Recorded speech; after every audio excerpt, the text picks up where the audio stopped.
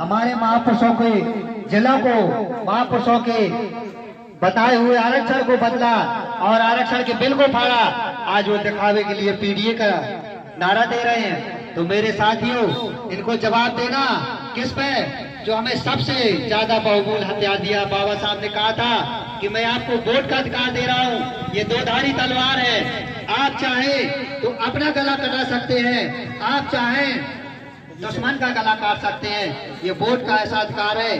आप बताइए, हम चाहें तो अच्छे प्रधान को चुनाव में जिता सकते हैं वोट के दम पे, और जिला पंचायत विधायक को जिता के अपनी सरकार बना सकते हैं।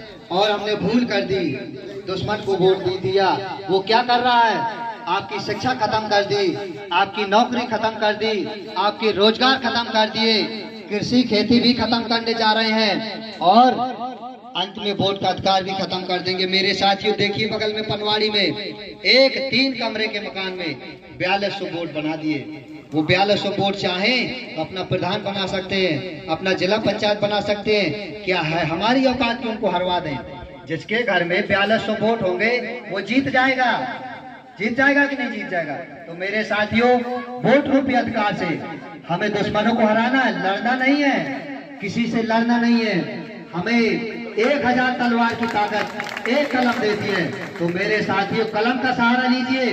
पढ़िए आप स्वामी परमानंद जी को, पढ़िए आप ललाई सिंह यादव जी को, पढ़िए आप बहन जी को, पढ़िए मानवर कांशीराम साहब को, बाबा साहब को। मैं कहता हूँ, हमारा देश संविधान सभी धर्मों की मानने की स्वतंत्रता देता है। किसी धर्मों की खंडना नहीं करना, किसी धर्म के देवी देवताओं को हमें खंडित नहीं करना, सबको मानने का अधिकार है। लेकिन हमें सबसे जरूरी है शिक्षा। जिन्होंने हमें शिक्षा से वंचित किया, मैं पूछना चाहता हूं उन पंडित पुजारियों से, हम समाज के, चाहे वो शुद्ध समाज के हो चाहे दलित समाज के, आप 100 साल का ध्यान कीजिए, मंदिर में चढ़ने का अधिकार नहीं था हमें। आज कहाँ गए वो देवी देवता जो हम पूछ रहे हैं? किसने अधिकार दिया? परम पूज्य बाबा साहब ने, संविधान ने, ज्योतिबा राव फुले ने।